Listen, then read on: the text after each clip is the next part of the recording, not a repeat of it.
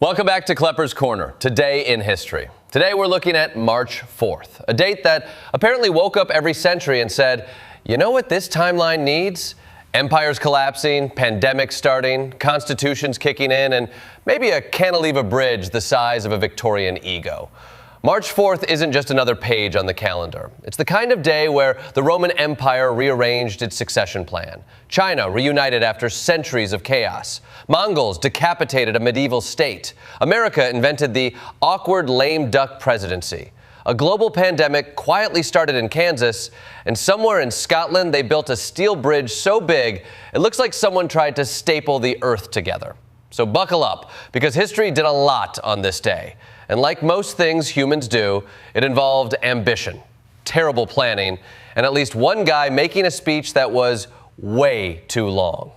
Segment 1, Nero gets his first promotion. March 4th, AD 51. Rome is doing what Rome does best, complicated family drama with occasional poisonings. On this date, a teenager named Lucius Domitius Ahenobarbus is given the title Princeps Juventutis, or Leader of the Youth, which sounds like a motivational speaker position, but was actually Rome's way of saying, congratulations, kid, you're probably going to be emperor. That teenager is better known to history as Nero. Yes, the same Nero who later became famous for fiddling while Rome burned. Though historically speaking, he probably didn't actually fiddle, mostly because the violin hadn't been invented yet. But historians agree he absolutely would have if he could have. This promotion was orchestrated by his mother, Agrippina the Younger, who essentially ran the imperial succession like a reality TV producer. She made sure Nero got the public spotlight, married him into the royal family, and slowly pushed aside the emperor's biological son, Britannicus. And in Rome, pushed aside often meant eventually poisoned, which is exactly what happened. The moment Britannicus became a threat to Nero's claim, he conveniently died at dinner, which in Roman politics was basically the Yelp review system. If you upset the emperor, the restaurant experience ended very abruptly. So March 4th marks the moment Nero's path to power was officially set in motion, a path that eventually included tyranny, paranoia, and the burning of half a city. So really, the lesson here is if your mom starts aggressively networking your career before you're 18, history suggests things may escalate. Segment 2, China reunifies. After 400 years of chaos. Now let's jump to March 4th, AD 581. While Rome was busy with palace drama, China was dealing with something much bigger. 4 centuries of political fragmentation after the fall of the Han Dynasty. Imagine the United States breaking into dozens of competing mini-countries for 400 years. That's basically what China had been dealing with. Then, along comes a general named Yang Jian. On March 4th, he forces the northern Zhou emperor to abdicate and declares himself Emperor Wen, founding the Sui dynasty. And unlike many rulers who get power and immediately build a gold palace shaped like themselves, Emperor Wen actually did some serious administrative work. He standardized laws. He reformed the tax system. He rebuilt the civil service exam. And perhaps most impressively, he started building the Grand Canal, a massive infrastructure project connecting northern and southern China. The canal eventually stretched over 1,000 miles and helped unify the economy of the entire empire.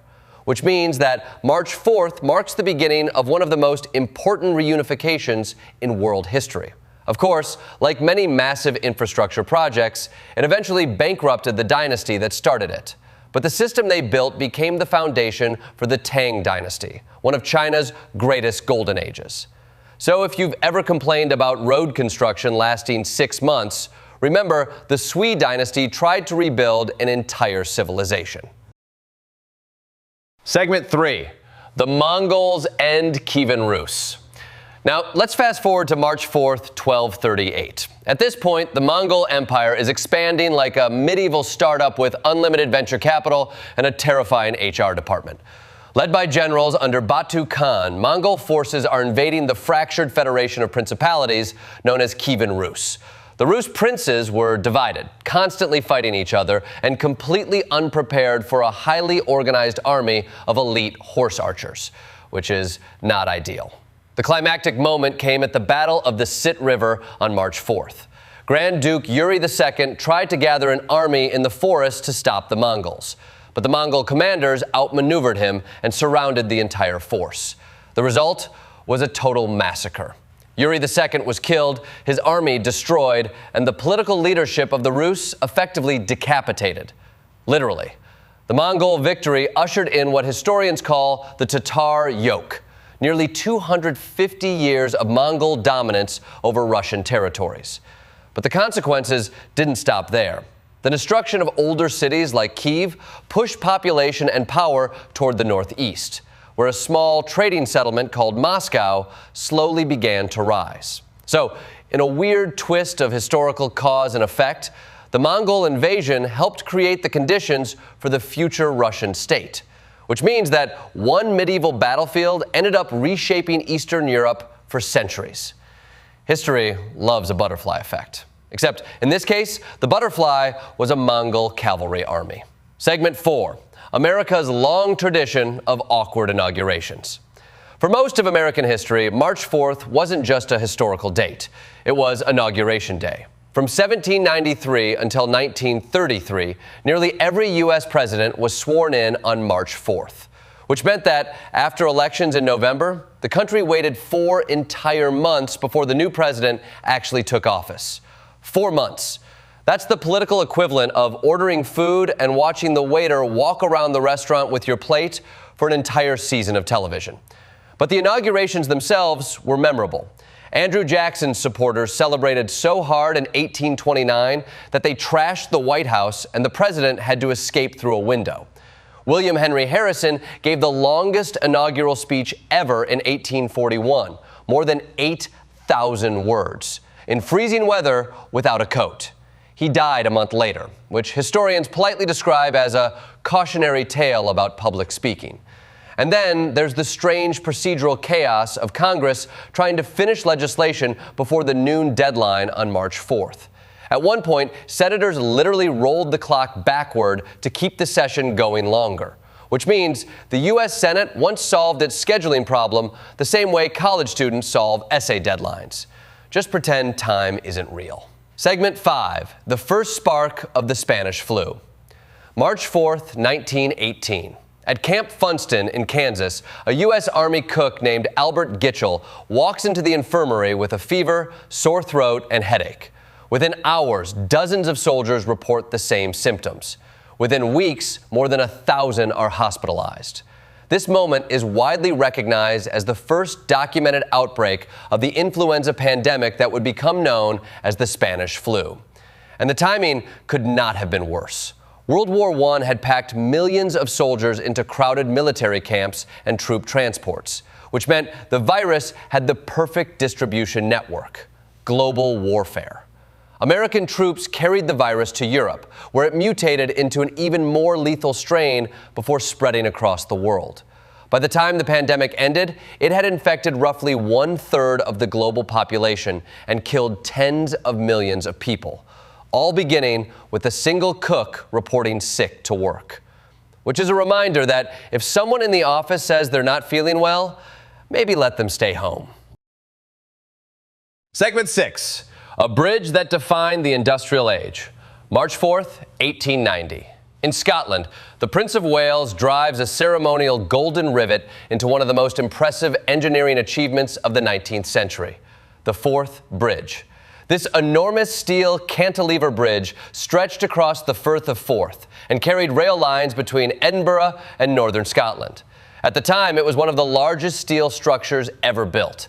It used more than 50,000 tons of steel and required thousands of workers to assemble. The bridge was designed after a previous railway bridge in Scotland collapsed during a storm, killing dozens of people.